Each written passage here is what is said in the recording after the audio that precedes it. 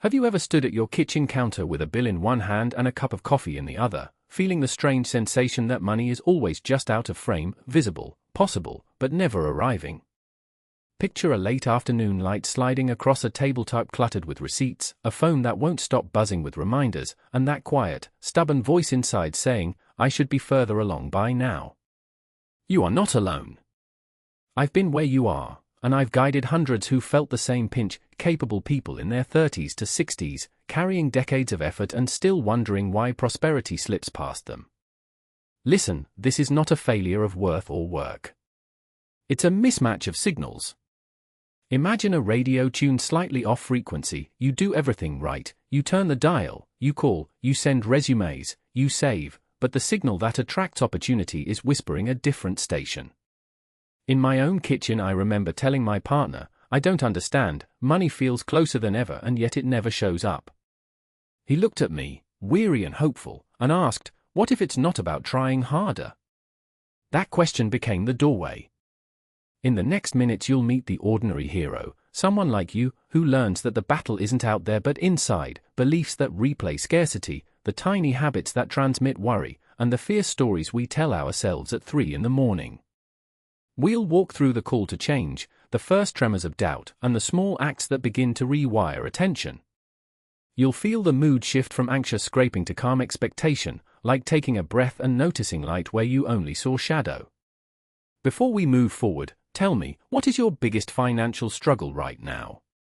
If this resonates, give this video a like, it helps others find it, and consider subscribing so you don't miss the next step, where I'll guide you through the decisive shift that aligns your inner frequency with true financial flow. You wake before dawn, the quiet of the house magnifying the list in your head, bills, missed opportunities, the steady drip of not enough that has become background noise. In the kitchen the light is thin, a coffee cools while you skim emails that feel like small defeats. You tell yourself you're trying, sometimes too hard, and yet something inside keeps pulling you back into the same anxious loop. That's the first test on this path, courage enough to see the pattern. There are moments that play like brief scenes from a film. A neighbor waves from their new car and you force a smile while your chest tightens.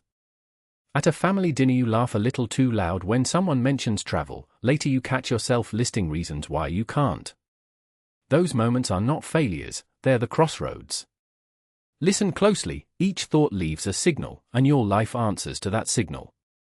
Scarcity sends out the same frequency again and again, and the world obediently conforms. You aren't alone in this room of quiet admissions. I remember a woman I coached, Patricia, who kept saying, "I'll be fine once I get the raise," and every time the raise eluded her she felt more justified in staying small. One evening we sat at her kitchen table, surrounded by unopened bills, and I asked the simple, dangerous question, what if you were already the person who has what you want? She blinked, almost angry at the idea, because it demanded changing more than her bank balance. It asked for new daily cues, new language, a steadier emotional climate. That's the second trial, shifting identity under pressure. Practice shows up in tiny rituals, a morning affirmation that doesn't sound cheesy anymore because you've practiced it until it feels true, a small act of generosity that flips the internal ledger from lack to flow, noticing the breath when fear tightens its grip. You'll meet resistance, old habits, worried relatives, your own skepticism, and you'll learn to respond like a steady harbor rather than a storm. If this resonates, tap the like, tell me in the comments what feels hardest for you right now. Stay with me, and next, I'll take you through the precise habit that flips the internal signal and opens the door to real financial momentum. If you want these steps delivered simply and reliably, subscribe and we'll continue this work together. The kitchen light is low and the clock reads 10:17. You sit at the table with a stack of envelopes that feel heavier than their paper, rent, card statements, a notice folded into thirds. Outside, the city hums like a distant engine. Inside, your chest tightens. You always run out, a voice you know too well whispers, the old script playing on loop, "I'm not safe, I don't deserve abundance, I must hustle harder." Those thoughts are familiar, like an old sweater you keep wearing because it's comfortable, even though it frays at the cuffs. Across the room, a photograph of a younger you smiles, before the worry set in, and for a moment you imagine walking back to that version. You breathe. The scene shifts, the workplace where you're overlooked for a promotion, the neighbor who brags about an investment you never made, the late-night infomercials promising quick fixes. Each moment has been a small vote for scarcity, and those votes formed a signal your life began to answer. Why does money keep slipping away, you ask aloud? There is no answer, only the settling silence of your habits. Then a different voice arrives, calm, steady, the one you might call the guide. Because your signal is louder than your intention, it says. Your dominant feeling wires attention. Expect scarcity and you notice scarcity. Expect flow and your senses begin to find it. You remember a story told by someone wise, a widow who began by setting a single cup of water on her table each morning and thanking it for provision. Ridiculous at first, she called it practice. Over time, her attention shifted, opportunities noticed her differently. The point is smaller than ceremony, it's about rewiring default response. Replace the automatic worry with an intentional question, what is possible here? Replace frantic scrolling with a brief exercise of gratitude targeted at what you want, not what you fear. That night you try it, just 30 seconds. You close your eyes, place your hand over your heart, and speak simply, I am open to receiving. The tightness loosens, like a muscle releasing. The bills are still there, but something about the room is quieter. You feel the beginning of a different habit forming, attention redirected, feeling elevated. If this landed with you, if that tight voice knows your name, leave a like and tell me in the comments, what is your biggest financial struggle right now? Subscribe gently if you'd like the next practical step. Tomorrow we'll practice the first daily cue that rewires your wealth signal and tests this new feeling in the real world. He wakes before dawn, the house still breathing softly, and reaches for his phone out of habit, an almost ritualistic check of numbers that never bring comfort. The kitchen light is cold, the coffee pot hisses, and the stack of unopened bills on the counter seems to lean toward him like an accusation. I work so hard, he mutters, more to the table than to anyone, the words thin with fatigue. Across town she sits by a window, sunlight pooling on her lap as she scrolls through job listings and old dreams. I thought by now I'd be secure, she says into the quiet, as if speaking aloud could change the script. These are the moments the old story tightens its grip, the small, repeated affirmations of not enough that form a frequency and broadcast it into the world. I step in like a steady hand on the shoulder. What are you telling yourself in this hour? I ask, not to judge but to illuminate. They tell me the same things they've told themselves for years, scarcity dressed up as realism, fear masquerading as prudence. Around them, life continues to offer invitations, an unexpected call from a former client, a book with a practical tip, a neighbor who remembers a job lead, but their dominant emotional frequency has been tuned to scarcity, and so those signals slide past like ships in fog. The trials aren't dramatic storms, they are habitual micro-decisions, skimming past an opportunity because it looks risky, muting a hopeful thought because doubt feels safer, constantly rehearsing what might go wrong. Friends advise budget hacks, relatives repeat warnings. Be careful, says a voice that means well, and safety becomes a cage. Yet the shift starts not with a grand epiphany but with noticing, the pause before automatic worry, the breath that interrupts the mind's drumbeat. One evening she closes the laptop and, instead of scrolling, writes 3 small wins, an unpaid bill resolved, a timely favor, a creative idea that surfaced. He catches himself smiling at a memory of abundance, and something inside loosens. That's the hinge at attention. Where you place it changes the signal you emit. If this moment touched you, tap the like, let me know you're here. Tell me in the comments, what thought do you catch yourself repeating about money? Stay with me, because next we'll move from awareness to deliberate practice, the exact daily cues that rewire your frequency and open the door to real, lasting prosperity. You sit at your kitchen table as late afternoon light softens the edges of another long day. Bills fanned out like a small, stern audience, a half-drunk cup of coffee cooling beside your phone. You tell yourself you've done everything you know to do, worked extra hours, clipped coupons, cut luxuries, and still the gap between effort and arrival yawns. In that quiet, a second voice rises, not loud but persistent, maybe I'm not meant for this. That voice is the old program, the misaligned frequency you've been broadcasting. Watch it closely. Name it. Give it the space it needs to be seen, and it already begins to lose authority. Across the table, a mentor's presence sits with you, or not a stranger, but the wiser part of you that remembers other times you shifted and surprised yourself. What if scarcity has been doing the heavy lifting for you, or the voice asks? Not because the universe is cruel, but because your expectation has been louder than your action.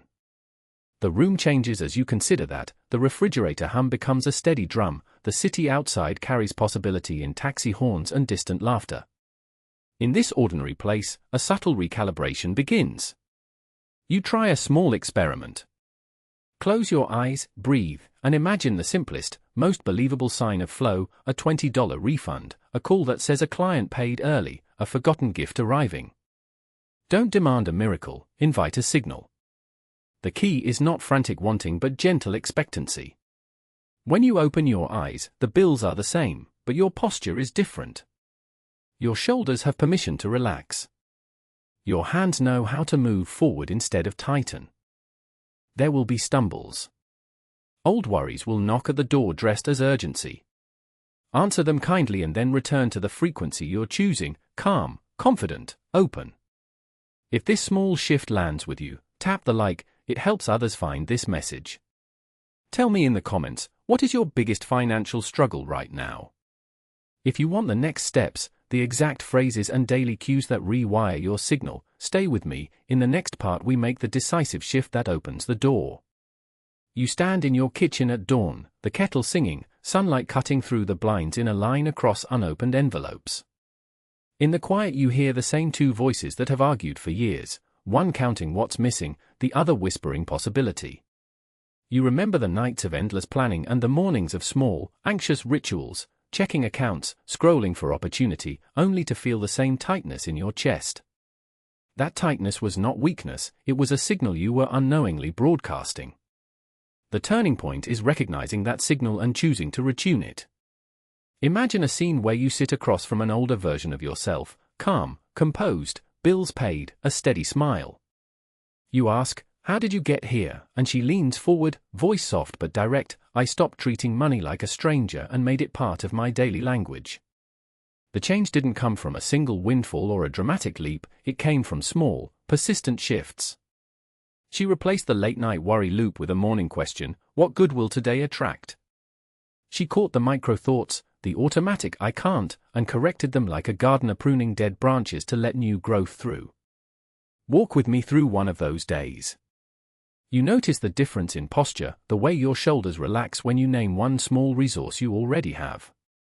You place your hand on the table and feel reality settle under your palm. Opportunities stop feeling like distant prizes and instead begin to appear as natural consequences of your attention, a call from a client, a timely idea, a moment to say yes. Fear still knocks, it always will. But now you answer from a new frequency, curiosity, not panic. If this resonates, tap the like, a simple nod that helps others find a path out of worry. What's the one financial belief you're ready to change? Share it below, your words matter. If you want to continue, stay with me. In the next part we'll practice a short, daily ritual that anchors this new frequency and makes abundance inevitable. You stand in your kitchen at dawn, the light soft against a mug you've warmed 1,000 mornings when worry felt like a habit. A memory surfaces, last month you turned down an opportunity because the numbers didn't add up fast enough, and later watched it become someone else's steady income. That stings. In the quiet, a gentle voice, part mentor, part your truer self, asks, "What signal did you send in that moment?" You remember the tightening in your chest, the quick calculations of risk, the small, automatic sentence, "I can't afford to wait." That sentence has been speaking for you for years, summoning scarcity like a loyal echo. Now picture a different scene, the same kitchen, same mug, but you breathe differently. You decide, deliberately, that before the rational mind runs the ledger you will send a new signal, one of steady expectancy. The voice returns, quieter but firmer, money follows your emotional direction, not just your effort. You rehearse it aloud, "I am learning to trust the flow." Saying it shifts your shoulders, loosens the grip on future fear. The change is small and cinematic, like a camera pulling back to reveal the full landscape of your life rather than a single coin on the table. You begin reprogramming daily cues. You place one small object in view, a green notebook where you track insights, not losses. You schedule a 5-minute ritual after breakfast, 3 breaths into abundance, 1 sentence of gratitude for what's already moving toward you, and a tiny forward-facing action, an email drafted, a call cued. Each cue rewires attention. Dialogues at work change, you respond from a place of confident curiosity instead of scarcity. Friends notice it in your tone. Your partner, startled, asks, "You seem lighter." You smile and say, "I'm practicing expecting good things." This is not wishful thinking, it's disciplined attention. You'll still face setbacks, old patterns surface like tides, but each small consistent signal shifts the dominant frequency of your days. If this idea lands with you, tap like, share the struggle you want solved below, and join this journey by subscribing, so we move forward together. Next, I'll guide you through a precise morning ritual that rewires your money signal in 7 minutes, with words to say and actions to anchor the new you. The morning light pours through a small kitchen window as he sits at the table, thumb tracing the edge of an unpaid bill. The house is quiet except for the hum of the refrigerator and the distant sound of a city waking up. "I've done the budgets, the workshops, the late nights," he murmurs, not sure whether he is confessing or rehearsing a defeat. Across from him, I lean in, voice steady like the tide. "Those things matter," I say. "But they are only tools. Your life answers first to the signal you send." He looks up, puzzled. "The signal?" "Yes," I answer. "How you feel about money, minute after minute, is the beacon that pulls opportunities toward you. Worry tightens the beacon into a whisper. Expectation of flow turns it into a lighthouse." The words hang between us, and for a moment the room seems charged, like the air before a storm that will clear everything away. We begin to practice. He closes his eyes and remembers a moment when money felt easy, a small rent paid on time, a freelance check that arrived unexpectedly.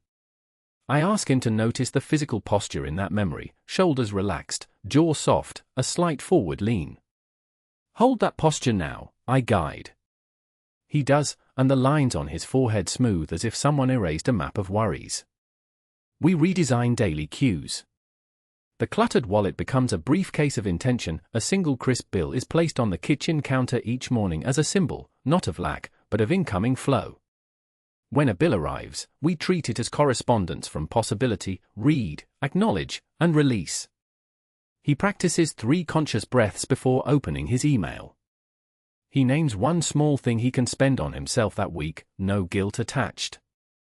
These tiny rituals are fast anchors that retrain attention from scarcity to expectancy. By afternoon a neighbor stops by, offering a lead on a side gig, a previous client returns with a new brief. Coincidences? Maybe. Or perhaps the lighthouse finally shone bright enough to be seen. If this strikes a chord, tap like and tell me below, what is your biggest financial struggle right now? If you want to keep building this new signal, stay with me, I'll show you the exact daily ritual that cements this shift. You stand in the kitchen where morning light pours across the counter, an envelope of bills half open beside your phone. The memory of late-night worry comes back like a looped song, but this time you breathe and notice something different. The tightness in your chest is a signal, not a sentence. I guide you to speak to it out loud. "I am learning to receive," you say, almost a whisper. The words feel small at first, then they land like stones creating ripples. That ripple is the beginning of a new internal signal, a frequency tuned to possibility instead of lack. We move through a sequence of small, deliberate acts, clearing a single drawer, choosing one expense to reorganize, writing a single line of gratitude on a note card. Each act rewires the nervous system more than 1,000 frantic spreadsheets. In the living room a radio plays soft jazz, you close your eyes and imagine the version of you who already pays those bills with ease, who smiles at the mail instead of flinching. You notice the contrast between the old you, tense shoulders, hurried breath, and this steadier version. How does she move, you ask yourself. You practice it, slower breath, soft gaze, a steady tone when you say, "Money flows to me with ease." A neighbor knocks and offers a simple tip, a client referral, a side task that fits into an afternoon. Before, you might have dismissed it as luck you don't deserve. Now you hear the new internal signal, "Opportunities find me, I am ready." You accept, not out of desperation, but from alignment. At the bank window later, you replace scarcity language with clarity. Instead of "I can't afford," you practice, "I choose where my resources go," and everything in your body relaxes. This is the practical alchemy. Belief is built from repeated, small contracts with yourself. The emotional frequency you choose becomes the compass for attention, and attention finds matching realities. If this is resonating, tap like and tell me in the comments, what is your biggest financial struggle right now?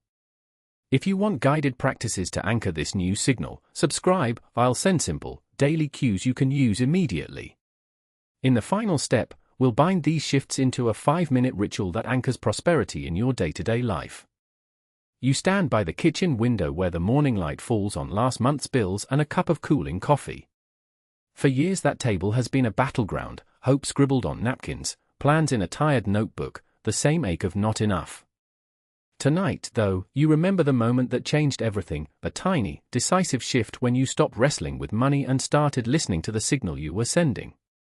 You felt it first as a small steadying in your chest, like someone finally answering after you'd been calling in the dark.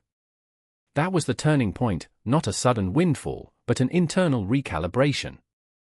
The voice of fear was still loud, but you learned to let it speak while you chose a different frequency. You practiced simple, steady acts, a morning breath that whispered flow, a refusal to rehearse scarcity, a daily glance at what already works. Those small rituals rewired attention. Opportunities no longer looked like distant prizes, they began arriving in plain daylight, a generous client call, a forgotten rebate, a neighbor's referral. The world responded not because you begged harder, but because your dominant emotional frequency matched abundance. You weren't chasing money, you were signaling receptivity. Remember the nights when you argued with your reflection, saying, "I'm not good with money." In the quiet that followed, you spoke to the version of you who is calm, confident, resourceful. You practiced this character until the habits followed: budget with kindness, invest with curiosity, say yes to worthy risk. That inner rehearsal made the outer world change.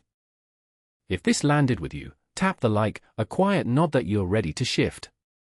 Tell me in the comments, what is your biggest financial struggle right now? Your words become a beacon for other travelers on this path. If you want more guided practices and real-life exercises to keep raising your signal, subscribe and join this steady journey toward lasting prosperity. There is more to show you: practical routines, a deeper reframe, and the next step waits when you're ready to lean in.